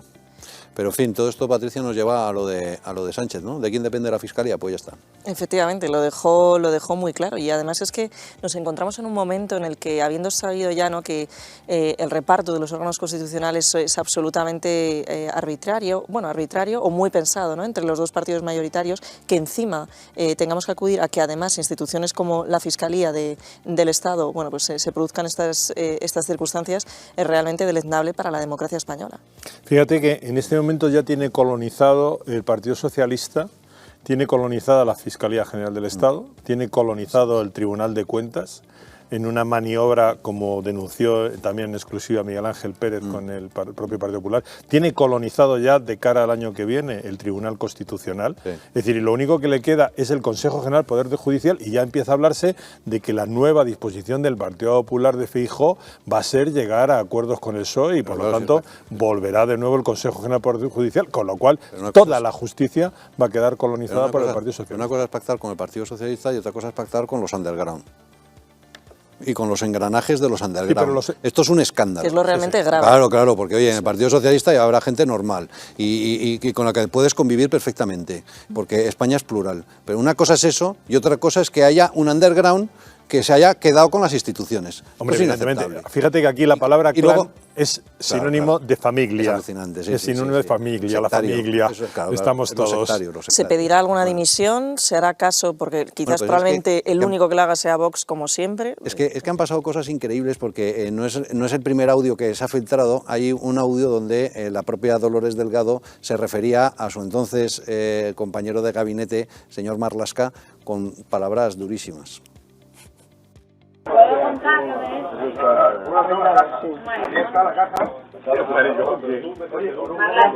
Mira, yo te voy a decir una cosa. A mí que me den un tribunal de hombres, de 10 y no me llevo mal con las tías. O sea, que si pero de tíos perfectamente sé por dónde van. Y cada gesto, cada cosa. Sé por dónde van. Simple como el mecanismo chupete. Es alucinante, ¿no? Y bueno, qué compadreo, ¿no? Sí, un compadreo alucinante. Y bueno, y estos son los que respetan la pluralidad y la tolerancia y todo eso, ¿no? Frase que dijo, además, en el restaurante Rianseiro, después de hablar de el conciliábulo que montaba Villarejo para sacar dinero en los prostíbulos, información vaginal, éxito asegurado. Información horizontal. Simplemente eso, a nivel nacional e internacional, debería haber impedido que Dolores Delgado fuera fiscal general del Estado. Además de que no se puede pasar, no está bien visto, del PSOE directamente a la Fiscalía General. Está muy feo. Y comer con alguien que presume de tener información vaginal también está muy feo. Pero ya lo que es feo de elevado al cubo es decir que formas parte del engranaje con ese señor. Sí. Esto ya es lo máximo. Con el engranaje del underground, que es lo que reafirma Baltasar Garzón. Por cierto, qué bien se oye la voz de Villarejo cuando habla con sus amigos, da gusto. Sí. Y cómo se nota quién llevaba el micrófono en la conversación. Sí, exacto. Lo que pasa es que les deja hablar poco, porque fíjate que se lanza y no hace más que hablar él, cuando se supone que lo que quiere es grabar a los otros. Sí, sí. Bueno, en esa conversación de Rianxo, del restaurante Rianxo, también Dolores Delgado hablaba de más cosas, de esa trama de unos jueces que abusaban de niños y que no pasó nada. Y nos vamos a cenar, ella y yo solas, palabra de honor, y nos vamos a tomar un mojito, no sé qué, allá un sitio que nos dicen que vayamos, y nos vamos allí las dos, y estamos sentaditas las dos solas, y cuál es nuestra sorpresa cuando vemos al grupo de tíos del Supremo, de la Fiscalía General, menores de edad. Se levantaron a toda pastilla cuando nos vieron, empezaron con el agobio de que nos habían Nosotros visto. Eso lo primero que preguntamos es si votan. Si votan... Y las explicaciones, camareras del hotel, que nos han dado pena y han venido y no sé qué. Alucinante. Bueno, ¿hubo denuncia de esa rabia? No. En fin, es una absoluta vergüenza y luego además este tipo de personajes, ¿no?, que alardean, ¿no?, de esa filosofía izquierdista respetuosa con la mujer, en fin, es absolutamente una tristeza que tengamos que conocer esto y ojalá que haya algún tipo de dimisión, no sé, algo tiene que pasar o no, o qué más tiene que pasar para que... Bueno, yo creo que más para mí es absolutamente imposible. Sí, como ha dicho Miguel Ángel Pérez, tiene que tener, porque además él mismo ha anunciado que va a haber nuevos audios, y supongo que esto, como periodísticamente se sabe, que va increciendo. Menuda audioteca tiene la expectativa, es decir, algo más va a salir, y evidentemente, cuanto más tarde los partidos en reaccionar, es decir, peor. Es que aquí no se sabe. Es decir, el otro día vimos con pasmo cómo no se había pedido ninguna dimisión por la actuación del Tribunal de Cuentas con el tema del indulto. Y nadie había pedido la dimisión de la presidenta del Tribunal de Cuentas. Y ahora tampoco se va a pedir la dimisión. Pues es que ya uno no entiende nada. La justicia está tocada y hundida. Pero en fin, vamos a más cosas, porque hoy el presidente del Gobierno, Pedro Sánchez, ha estado en un acto de los GEOs y siguiendo ese evento se encuentra nuestra compañera Laura Rivas. Laura, ¿qué es lo que ha pasado? ¿Qué es lo que ha dicho el presidente? ¿Qué tal, Luis? Muy buenos días. Y el presidente del Gobierno, Pedro Sánchez, también el ministro del Interior, Fernando Grande Marlaska, y el presidente de la Comunidad Autónoma, Emiliano García Paje, han venido hoy a la base operativa de los GEO para agradecer la importante labor que esta unidad de élite está realizando en territorio ucraniano. En concreto, 150 españoles fueron evacuados el pasado 24 y 25 de febrero y actualmente hay 10 miembros GEO que se encuentran en la frontera de Ucrania y Polonia. El presidente del Gobierno, en declaraciones posteriores, ha agradecido, como no podía ser de otra manera, la labor de estos GEO. También ha querido enfatizar, ha querido recalcar la labor que está realizando el Gobierno de España en este conflicto, y también ha mandado un rotundo mensaje de unidad a la comunidad internacional y a la comunidad europea. Además, Luis, un importante mensaje: ha dicho que pide a todos los partidos políticos españoles que apoyen al Gobierno de España. Y por cierto, ninguna declaración al respecto de esa invasión, de ese asalto a la valla de Melilla que se está produciendo en estas últimas horas y que es uno de los mayores de la historia. Vamos a escuchar lo que ha dicho el presidente del Gobierno. España está donde debe estar, con sus aliados en la Alianza Atlántica, con la Unión Europea y con todos los Estados miembros, en una respuesta contundente. Y también quiero agradecer, después de la comparecencia en el Congreso de los Diputados, la unidad que se vivió y que se vio en todos los grupos parlamentarios ayer en el Congreso de los Diputados. Creo que es fundamental también que todos los partidos políticos estén detrás, en este caso, del Gobierno de España y, sin duda alguna, también unidos al resto de Estados miembros de la Unión Europea. Pues discurso institucional. Pues ya la veis. Sí. Y adelante, Laura. Nada, Luis, simplemente eso, que ya habéis escuchado al presidente del Gobierno en ese mensaje de unidad que pide a todos los partidos políticos españoles, quizá también un dardo a su socio, a su principal socio de Gobierno, Unidas Podemos, que parece que no le apoya, muy especialmente en este momento tan delicado, en esta invasión rusa a Ucrania. Gracias, Laura. Un saludo. Bueno, pues así está la situación. Realmente es sorprendente la posición de Podemos, porque Podemos ha roto prácticamente. Hay una rama de Podemos, de Yolanda Díaz, que apoya al presidente, y otra rama de Belarra que dice que no. Y atención, porque Belarra dijo en su momento que si enviábamos armas, ella rompía el gobierno y salía del Ejecutivo. Pues, oye, de momento sigue. Nos encontramos en la excusa perfecta que podría esperar el presidente del gobierno, Pedro Sánchez, para convocatoria de elecciones, ¿no? Yo creo que la tiene negro sobre blanco. Sucedía otra cosa muy importante también hoy en la Asamblea de Madrid. Se presentó una declaración institucional esta mañana diciendo que había que acoger a todos los refugiados del mundo, etcétera, etcétera, y se ha criticado mucho a Vox, por cierto, por votar en contra, pero decía Vox, bueno, es que esto de los ucranianos no puede servir de excusa para acoger a toda la inmigración ilegal que sí entra, lo vimos ayer, cerca de 2.000 personas lo intentaron y medio millar lo consiguió traspasar las fronteras sur, no protegidas por la OTAN. Hay una diferencia muy sustancial, es que no son refugiados, es que Eso no hay una guerra, no tienen la son condición de inmigrantes económicos, que es otra cosa. Y dentro de poco, inmigrantes climáticos, que eso es lo que pretende la izquierda de este país. Además, los refugiados climáticos, que será la nueva figura. Es que a lo mejor, Antonio, ni hace falta siquiera, porque es que ya, ahora mismo ya, lo que está ocurriendo en la frontera de Ceuta y Melilla es que se está poniendo el sellito de asilado a gente que no lo es, que ni está perseguida políticamente, ni está perseguida religiosamente, ni es víctima de violencia de género, que son los 3 criterios. Y se les está poniendo el sellito. Ese es el el gran sellito problema. Significa que pueden residir en España y que reciben una paga. Y el sellito significa un efecto llamada para una inmigración que sinceramente no podemos acoger.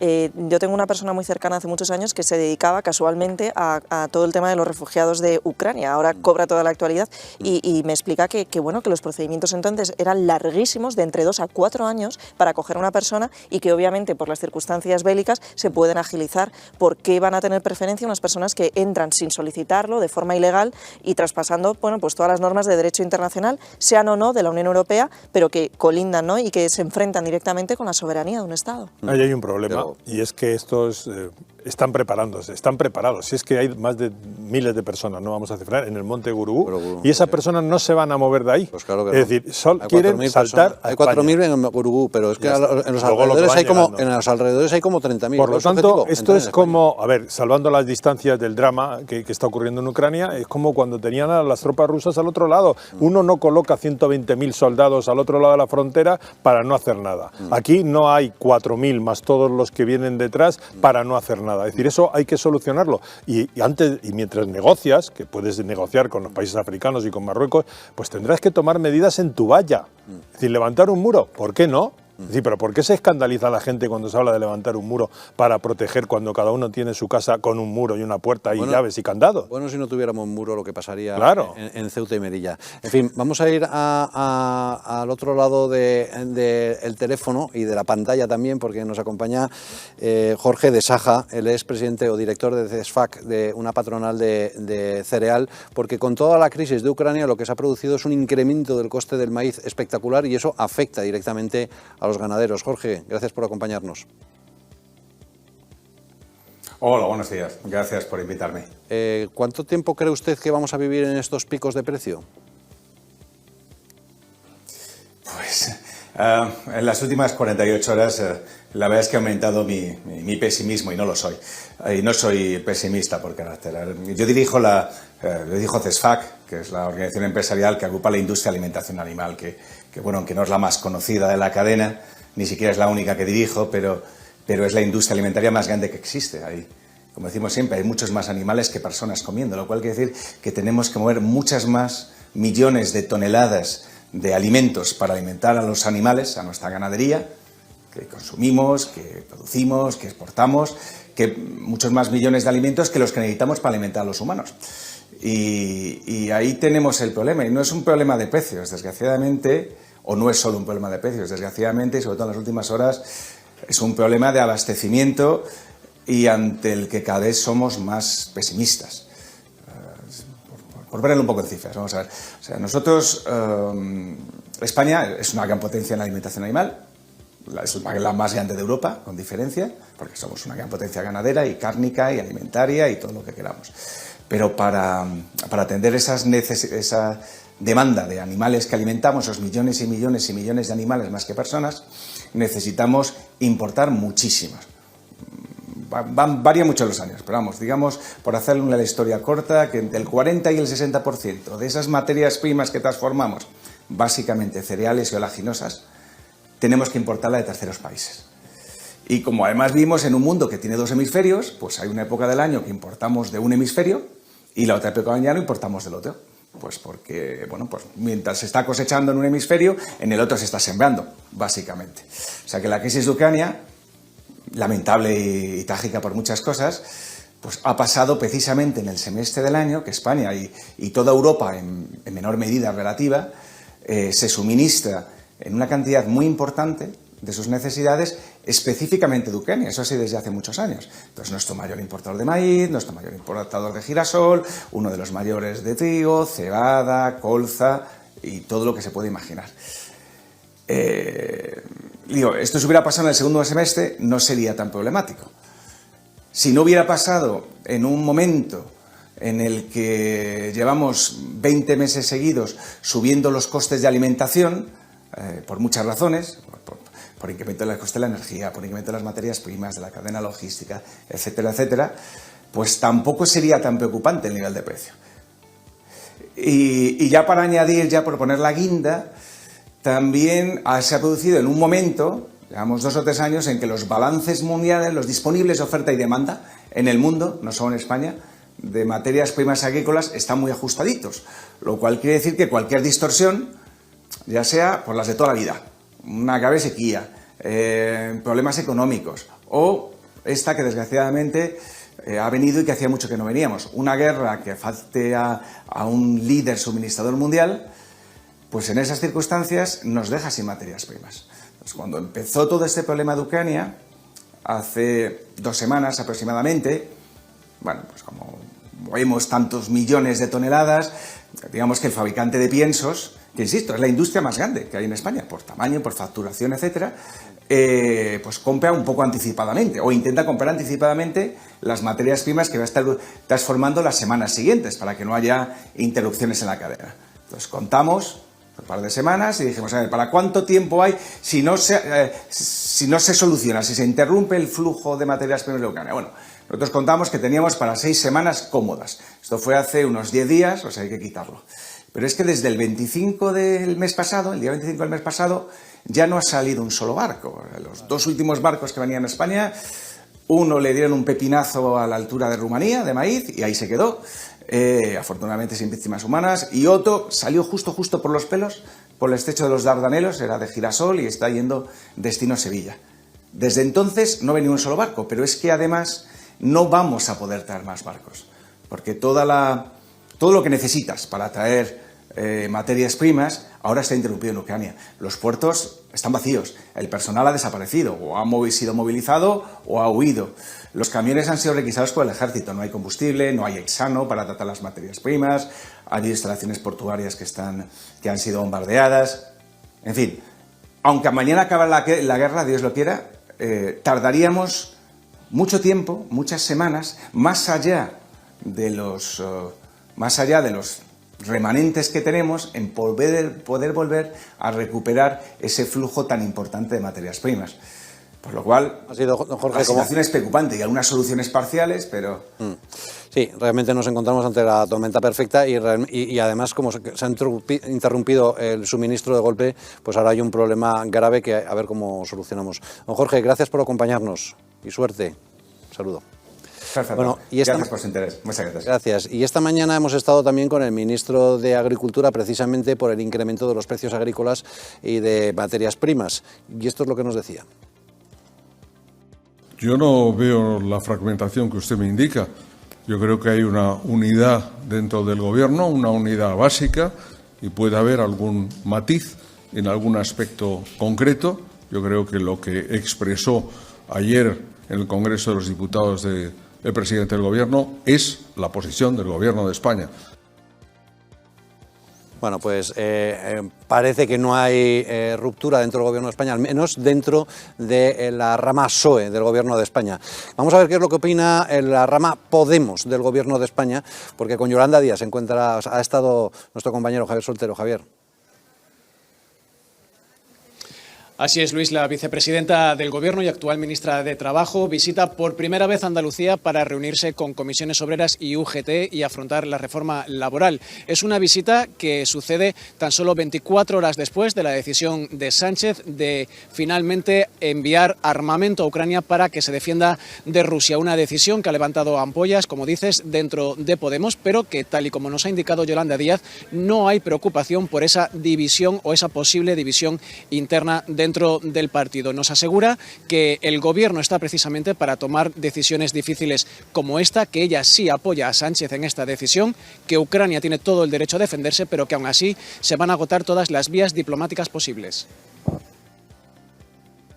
No me preocupan, y lo que quiero decirles es que el Gobierno de España está comprometido, con la defensa de la legalidad internacional, con el apoyo absoluto al pueblo de Ucrania y desde luego en la condena de lo que estamos viviendo. Estamos viviendo una situación inédita en la que Rusia invade un país, violenta el derecho internacional y convierte a Ucrania en un país con estatuto de país agredido. Y por tanto, cuando los países son agredidos, tienen derecho a la legítima defensa.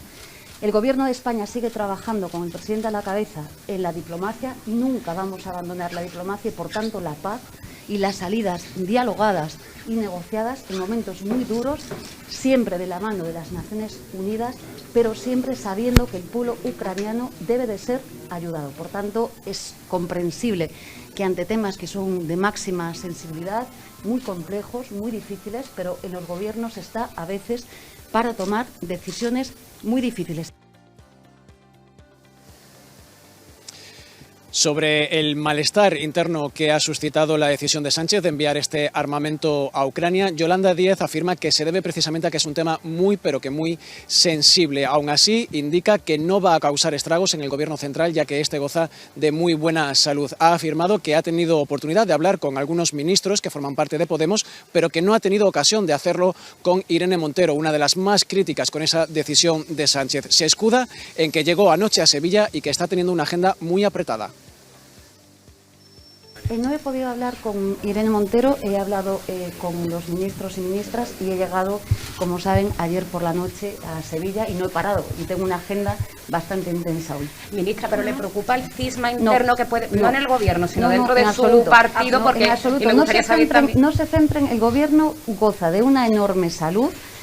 No tengan la menor duda y desde luego todos nosotros tenemos a veces muchos matices, por tanto tranquilidad absoluta, estamos trabajando como me vengan hoy aquí, no nos vamos a distraer ni mucho menos, y la única vocación y preocupación que tiene el Gobierno de España es que hay una guerra, hay gente que está su vida en riesgo, que están siendo asesinados y desde luego siempre nuestro compromiso con los derechos humanos, la legalidad internacional y siempre con las Naciones Unidas.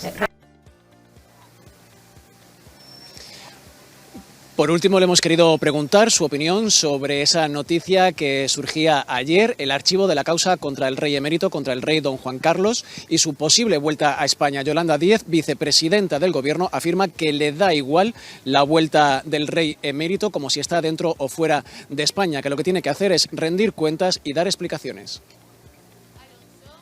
Es que no es un problema de ida o de vuelta, es un problema de rendir cuentas. A mí no me preocupa, lo he dicho cuando se fue y lo digo ahora. No es un problema de ir o venir, es un problema de dar cuentas a la ciudadanía española en el siglo XXI sobre lo que ha pasado. Gracias, Javier. Un saludo.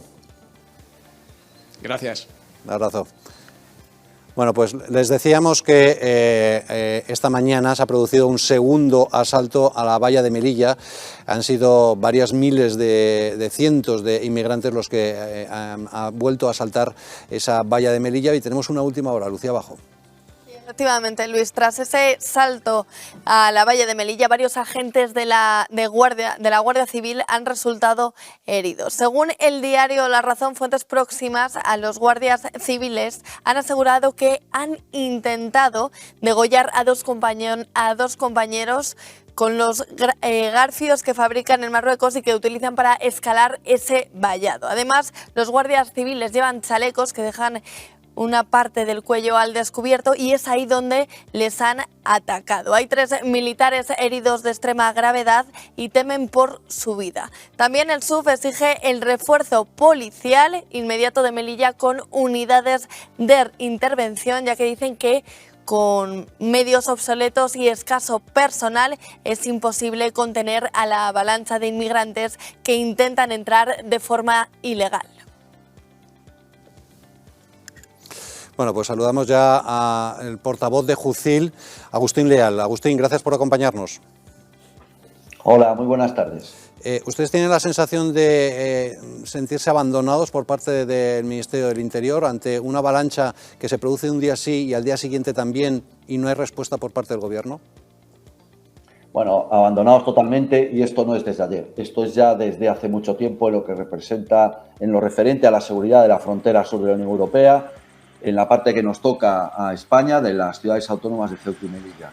Llevamos meses denunciando de los saltos masivos de mayo del año pasado que la valla en Melilla está sin terminar. No están ni los peines invertidos ni las concertinas que retiraron en su momento en un espacio que ronda los 3 kilómetros 800 metros, que es por donde están saltando.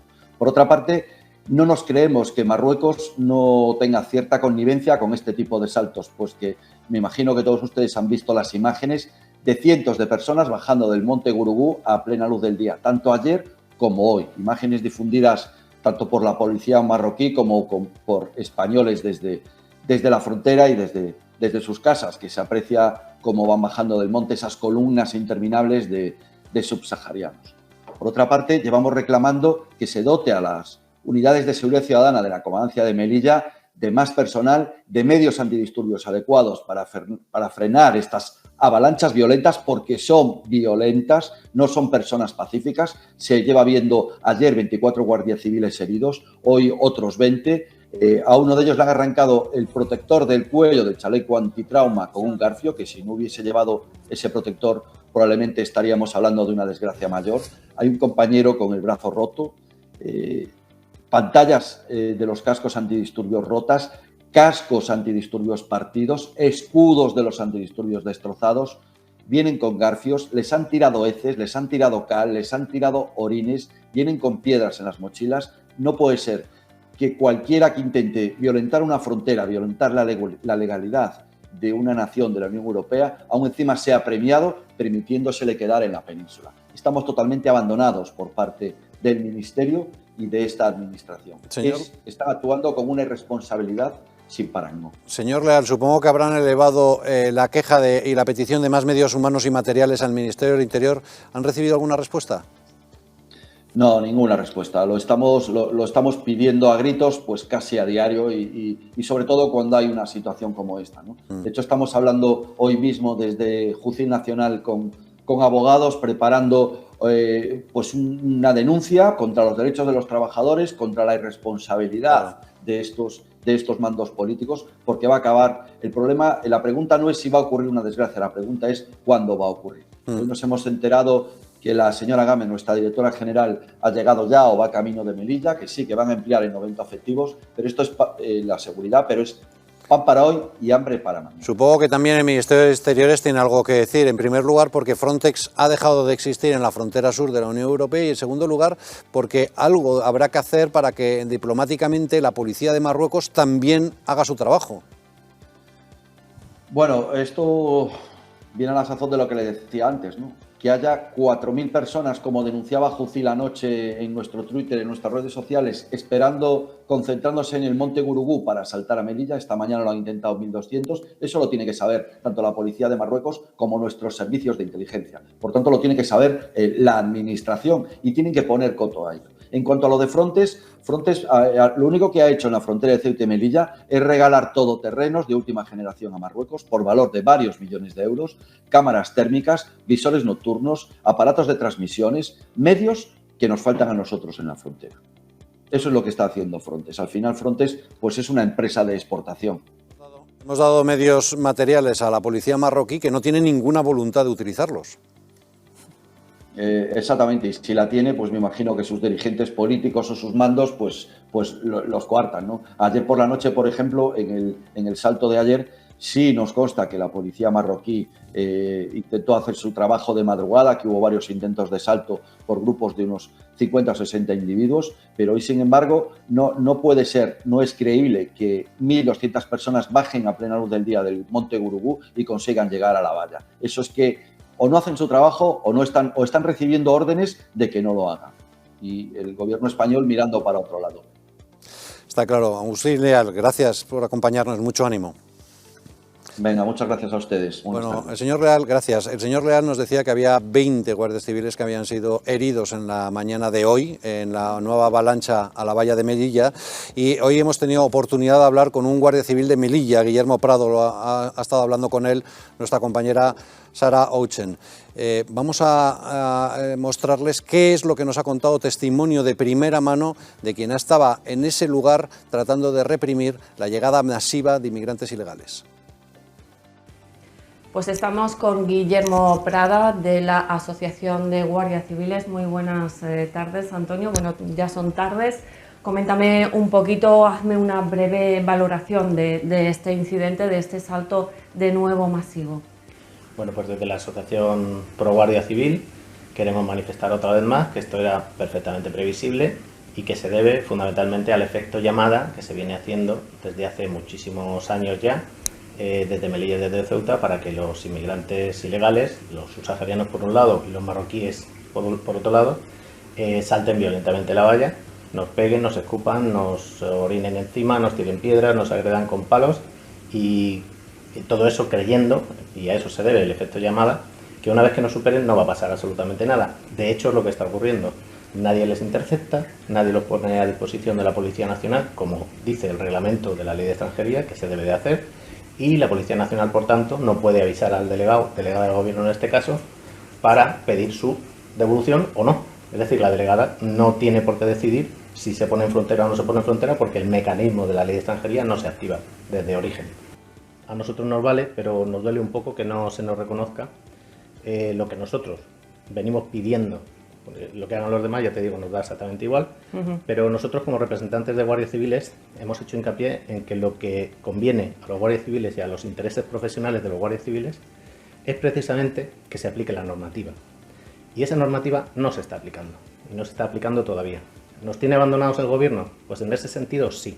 Más que abandono es que yo creo que al gobierno sencillamente, o a los distintos gobiernos, les importa poco.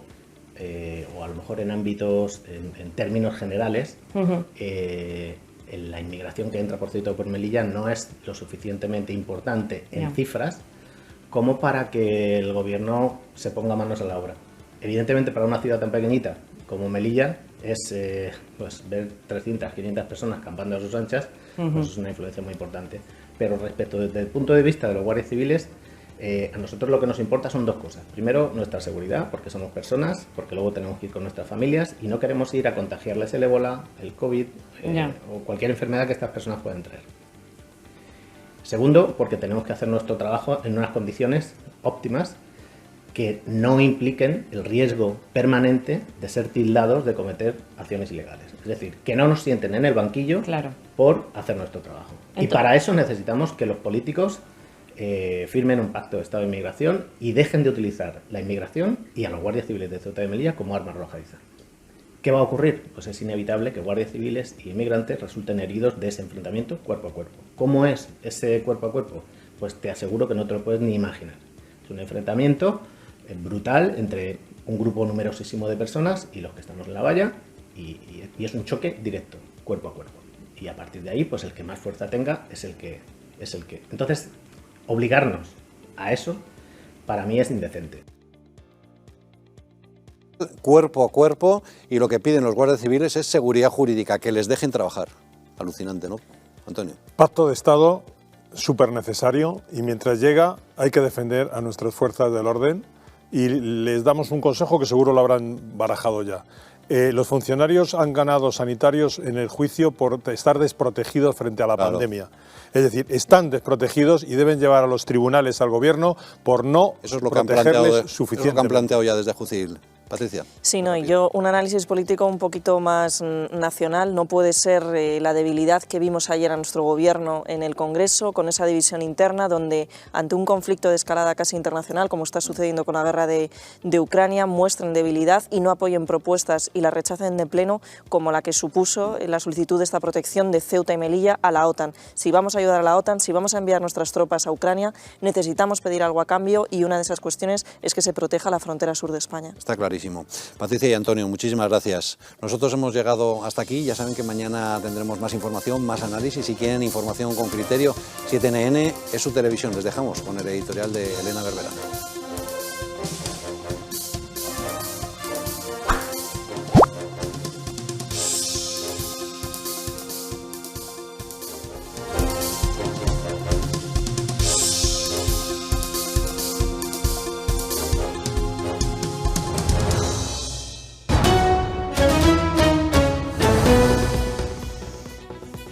Ahora sí, disculpen, hemos tenido unos problemas técnicos que ya se han solucionado. Seguimos, como decíamos, el editorial va sobre el asalto a la valla de Melilla. Esta vez ha sido por segunda vez, 1.200 subsaharianos han entrado violentamente usando cargamentos de piedras que llevaban en mochilas. Además, portaban garfios y tornillos para agredir a aquellos agentes españoles que intentaran obstaculizarles su paso. Y lo han hecho, han usado estas armas domésticas contra ellos. En estos momentos, 350 africanos han conseguido entrar a Melilla y se suman ya a los 500 de ayer, por lo que hay un total de 850 inmigrantes ilegales que han logrado entrar a Melilla y campar ahora a sus anchas, celebrando ante la mirada atónita de los vecinos que ya están aquí en España. ¿Y qué ha dicho el gobierno de todo esto? Pues no se ha pronunciado en absoluto. Ha mirado hacia otro lado, abandonando a su suerte por completo a la Guardia Civil y a la policía. Esta mañana, a través de las redes sociales, los familiares de los agentes denunciaban que los africanos han actuado como soldados de guerra. Lo han hecho de forma coordinada y agrediendo a guardias civiles que han mostrado un comportamiento heroico y se han enfrentado a la avalancha pese a estar sin recursos y en absoluta minoría frente a la horda. Además, uno de estos mensajes ha sido el de Irene Pardo, consejera del Grupo Municipal del Partido Popular de Barcelona. La denuncia, desde luego, es estremecedora. Vamos a leerla porque la política pública, lo están viendo ahora en el DECO, pues ha dicho que ha destinado, o sea que en la frontera de Melilla estaba su marido. Así que vamos a leer lo que decía ese mensaje. Le decía él a ella: Irene, nos van a matar, son miles de ganchos y de piedras y nos tiraban cal y hay compañeros en el hospital. Desde luego que esto es una auténtica aberración que denunciamos desde aquí, desde 7NN.